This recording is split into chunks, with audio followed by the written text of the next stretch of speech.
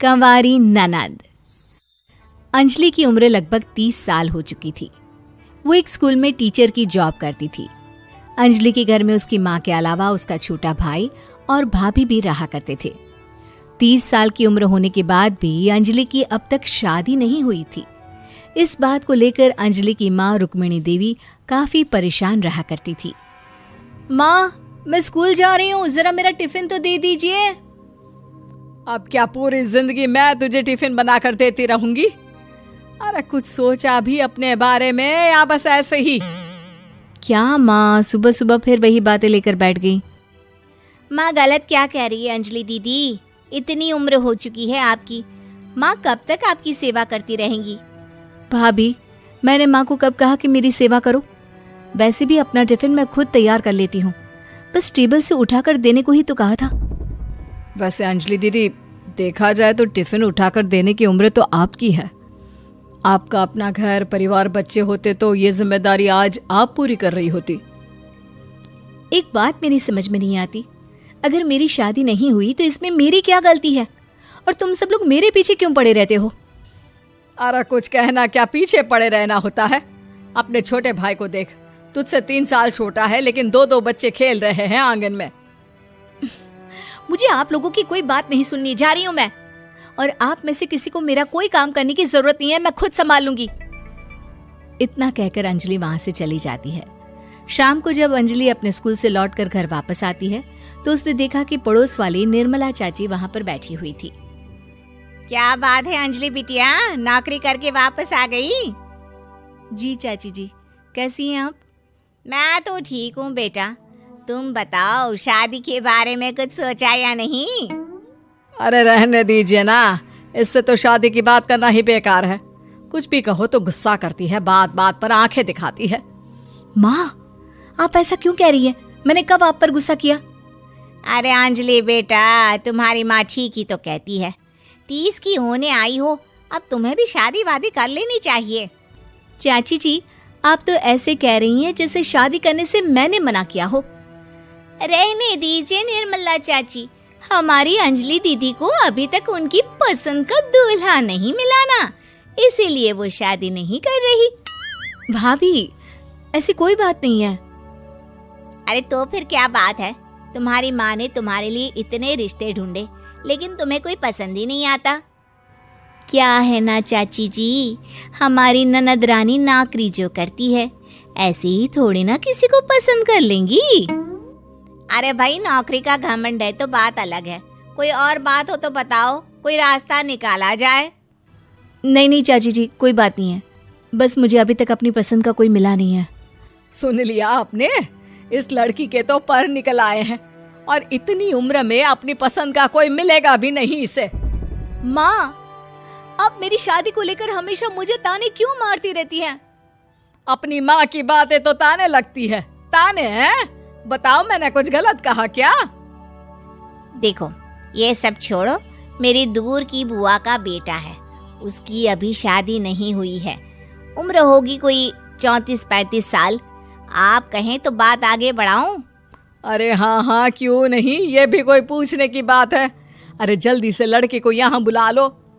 माँ, आप मुझसे पूछे बिना मेरी शादी की बात करने जा रही हैं, और मेरी उम्र 30 भी पूरी नहीं हुई है। निर्मला चाची कह रही है कि वो लड़का 35 साल का है। अंजलि दीदी, आपको क्या लगता है इस उम्र में कोई फिल्म का हीरो आएगा आपके लिए? देखिए, अब पसंद और नापसंद की बात तो रहने दीजिए, पसंद करने की उम्र तो आपकी निकल चुकी। अब तो जो भी मिले उसी से शादी कर लीजिए, इसी में भलाई है। तेरी भाभी बिल्कुल ठीक कह रही है। अब जैसा रिश्ता मिले उसके लिए हाँ कर देना, ताकि हम भी गंगा नहाए। ठीक है, चलिए मैं उस लड़के को कहती हूँ, वो कल ही अंजलि को देखने आ जाएगा। अगले दिन निर्मला चाची के दूर का रिश्तेदार अंजलि को देखने उसके घर आता है। उसका नाम था अजय। अंजलि जी, तो आप नौकरी करती हैं, वो भी स्कूल में? जी हाँ, मैं स्कूल में टीचर हूँ। हमारी बेटी बहुत होशियार है। अरे पढ़ने लिखने में इतनी होशियार है, इसीलिए तो इसकी नौकरी लगी है स्कूल में। हाँ हाँ ठीक है आंटी जी, ज़रा मुझे भी तो बात करने दीजिए आपकी बेटी से। जी पूछिए ना, क्या पूछना चाहते हैं? अंजलि मैडम, ये तो बताइए कि आपने अभी तक शादी क्यों नहीं की? बस ऐसे ही, कहीं कोई रिश्ता पसंद नहीं आया इसलिए। लेकिन क्या मैं आपसे पूछ सकती हूँ कि आपने शादी क्यों नहीं की? अंजलि, क्या कर रही हो तुम? लड़कियों को इस तरह की बातें नहीं शोभा देती। रहने दीजिए आंटी जी, आपकी बेटी काफ़ी पढ़ी लिखी है, मैं उनके सवाल का जवाब दे ही देता हूँ। वो क्या है ना, मुझे भी अभी तक अपनी पसंद की कोई लड़की नहीं मिली। अच्छा अच्छा, कोई बात नहीं। वैसे आपकी तनख्वाह कितनी है? कितना कमा लेती है महीने का? जी यही कोई 25,000 महीने। बस 25,000? इतने से क्या होता है? इतने से तो आजकल घर भी नहीं चलता। आपके कहने का क्या मतलब है? अरे मैं तो ये सोच कर आया था कि नौकरी वाली लड़की है, आराम से 40,000 कमाती होगी। माफ कीजिएगा, आपका और मेरा रिश्ता नहीं हो सकता। जी कोई बात नहीं, मुझे भी आपके साथ शादी करने में कोई इंटरेस्ट नहीं है। अंजलि, किस तरह की बात कर रही हो? घर आए रिश्ते को ठुकरा रही हो तुम। दीदी, अब इस उम्र में आपको इतनी अकड़ नहीं दिखानी चाहिए। अच्छा खासा रिश्ता हाथ से निकल गया, कहीं ऐसा ना हो कि जिंदगी भर कुंवारी ही रह जाओ आप। कुछ दिन और ऐसे ही निकल जाते हैं और अंजलि की शादी कभी नहीं होती। अंजलि के परिवार वाले बिंदास उसे ताने मारते रहते हैं, लेकिन अंजलि एक बड़ी नौकरी की तैयारी करती है और उसमें सिलेक्ट होने के बाद अंजलि को एक बहुत बड़ी नौकरी मिल जाती है। अब तो दीदी के नखरे और भी ज्यादा बढ़ जाएंगे भाई, अब तो इतनी बड़ी नौकरी जो लगी है, अब इनकी शादी होने से रही। माँ, मुझे नौकरी के लिए दूसरे शहर जाना पड़ेगा। आप जानती हैं ये बहुत बड़ी जॉब है और इसमें पैसे भी बहुत ज्यादा मिलेंगे। अच्छा, कितने पैसे मिलेंगे बेटा? माँ, मुझे हर महीने 90,000 सैलरी मिलेगी। क्या? अरे वाह वाह, ये तो बहुत अच्छी बात है। लेकिन फायदा क्या? कितने भी पैसे मिले, शादी तो हुई नहीं ना तुम्हारी। अंजलि नौकरी करने के लिए दूसरे शहर में चली जाती है और जब कुछ महीनों के बाद वो वापस घर आती है तो उसे अपने पति के साथ देखकर उसके घर वाले हैरान रह जाते हैं। अरे अंजलि, तूने शादी कर ली और हमें बताया तक नहीं। और दामाद जी करते क्या हैं? इतनी बड़ी कार है उनकी। माँ, मैं आपको सब कुछ बताना चाहती थी, लेकिन आप सबके ताने सुनकर बहुत दुखी हो गई थी और इसलिए मैंने अपनी पसंद से शादी कर ली। मेरे पति मेरे साथ ही ऑफिस में नौकरी करते हैं और बहुत बड़े अफसर हैं। और एक बात बताऊं माँ, आज मैं बहुत खुश हूँ। कौन बनेगा नेता? नगर निगम के चुनाव पास आने वाले थे। पूरे कानपुर शहर में टिकट को लेकर मारामारी शुरू थी, लेकिन सबसे ज्यादा चर्चा में वार्ड नंबर 40 की सीट थी। वो इसलिए क्योंकि इस बार वहां की सीट महिला के लिए आरक्षित थी। अब सवाल ये था कि चुनाव लड़ेगा कौन। इससे पहले ठाकुर साहब वहां से पार्षद थे और इस बार उन्होंने अपनी पत्नी सीमा ठाकुर को टिकट दिलवाई और ठाकुर साहब की शान के कारण सीमा जी ने 20,000 वोटों से चुनाव जीत लिया। अरे बधाई हो सीमा भाभी, अब तो आप वार्ड की पार्षद बन गई हैं। अब तो हमारे काम आप ही करवाएंगी।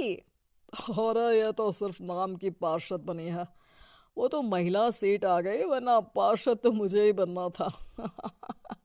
अब भले ही चेहरा इसका होगा लेकिन पावर तो मेरी ही होगी। अरे वाह भाई साहब, क्या दिमाग लगाया है आपने भी।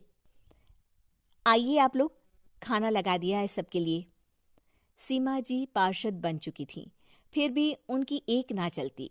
सारे काम ठाकुर साहब खुद ही संभाल लेते और जहां जरूरत पड़ती वहां सीमा जी का अंगूठा लगवा लेते। सीमा जी ज्यादा पढ़ी लिखी भी नहीं थी। एक दिन ठाकुर साहब और सीमा एक प्रोग्राम में जाते हैं। अरे ठाकुर साहब, आप आ गए। ओहो, पार्षद मैडम भी आ गई हैं। स्वागत है आप दोनों का। लगता है हमारे पार्षद फंड का सही इस्तेमाल हो रहा है। चलिए अब उद्घाटन करते हैं। ये लीजिए ठाकुर साहब कैची, आप ही सबसे पहले प्रवेश कीजिए। सब लोग आगे निकल जाते हैं और सीमा जी पार्षद होने के बावजूद भी पीछे खड़ी रह जाती हैं। वो देखती हैं कि वेलकम बोर्ड पर उनका नाम है, लेकिन महिला होने के कारण कोई उनका सम्मान नहीं कर रहा। अगले दिन एक आदमी उनके घर आता है। अरे ठाकुर साहब नमस्कार। कल ना हम नोटिस किए कि हमारा घर तो अवैध है और नगर निगम वाले उसे तोड़ने आ रहे हैं। अरे कुछ कीजिए ना ठाकुर साहब। देखो भाई, मैं तो ज्यादा कुछ कर नहीं सकता, पर अगर तुम सबकी जेब गर्म कर दो तो कुछ हो सकता है। कुल मिलाकर 4 लाख लगेंगे। अरे 4 लाख ठाकुर साहब? अरे भाई, मैं अपने लिए नहीं मांग रहा हूँ। दरोगा है, इंजीनियर बाबू है, बड़े साहब है, सबको देना पड़ता है ना थोड़ा थोड़ा। बोलो है मंजूर? तभी वहां अचानक सीमा जी आ जाती हैं। अरे ये आप क्या कर रहे हैं? पहले इन्हीं लोगों से तो आपने वोट मांगे, अब इनसे ही पैसे ले रहे हो। अरे चुप रहो तुम। तुम्हारा काम है सिर्फ अंगूठा लगाना, तुम वही किया करो। मुझे दूसरे काम तुम मत सिखाओ, समझी? और तुम ना जाओ, अब पैसे लेकर आओ, वरना जेसीबी किसी भी वक्त आती होगी। सब कुछ ऐसे ही चलते रहता है। एक दिन सीमा जी और ठाकुर साहब को एक लोकल मीटिंग में बुलाया जाता है। वहां पर कई और अधिकारी लोग भी मौजूद रहते हैं। अब मैं चाहूंगा कि ठाकुर साहब हमारे बीच 2 शब्द कहें। मेरे प्यारे भाइयों और बहनों, आज मेरा सौभाग्य है कि मैं आप सबकी सेवा दिन रात कर पा रहा हूं। आपने मेरी पत्नी को भारी मतों से जिताया है, इसलिए मैं आप सभी का शुक्रगुजार हूं। मैं आप सबसे वादा करता हूं कि हमेशा की तरह हमारे वार्ड में किसी को कोई तकलीफ नहीं आने दूंगा। सभी लोग तालियां बजाने लगते हैं। अब मैं माननीय पार्षद मैडम को स्टेज पे बुलाना चाहूंगा। अपने नाम को बुलाया सुनकर सीमा जी एकदम चौंक जाती है। उन्हें बिल्कुल उम्मीद नहीं थी कि इतनी बड़ी जगह उन्हें मंच पर बुलाया जाएगा। जैसे तैसे वो मंच पर चढ़ती हैं। ऊपर जाते ही सीमा जी को सारी पुरानी बातें याद आ जाती हैं कि किस तरह उनके पति उन्हें कभी भी आगे बढ़ने नहीं देते और उनके नाम से गलत काम करते हैं। वो बोलने लगती हैं, मैं आपके वार्ड की पार्षद सीमा हूं। आप में से बहुत कम लोग ही मुझे जानते होंगे, क्योंकि इससे पहले मुझे कभी ऐसा मौका ही नहीं मिला। सारे मौके मेरे पार्षद पति यानी आपके ठाकुर साहब ही लेते रहे, लेकिन आज ये मौका मुझे मिला है तो मैं इसे ऐसे ही नहीं जाने दूंगी। मैं आपको ये बताना चाहती हूँ कि आपके ठाकुर साहब मेरे नाम की आड़ में गैर कानूनी काम करते हैं, जिस पर अंगूठों के निशान मेरे होते थे। इसीलिए मैं अपनी गलती मानती हूँ और आज अपने पद से इस्तीफा देती हूँ, ताकि आगे से कोई गलत काम ना हो पाए। अब फैसला आप सबके हाथ में है कि आप हमें क्या सजा देना चाहते हैं। सीमा जी की बातें सुनकर ठाकुर साहब के चेहरे का रंग उड़ जाता है और वो शर्म से मुंह नीचा करके वहां से चले जाते हैं और पद से इस्तीफा देकर ही सही सीमा जी अपने आप में आत्मविश्वास महसूस करती हैं। उम्मीद है कि आपको हमारी ये कहानी पसंद आई होगी। कृपया हमारे चैनल को सब्सक्राइब करें और सभी अपडेट्स के लिए बेल आइकन जरूर क्लिक करें। और हाँ, वीडियो लाइक और शेयर करना मत भूलिएगा। Bye bye.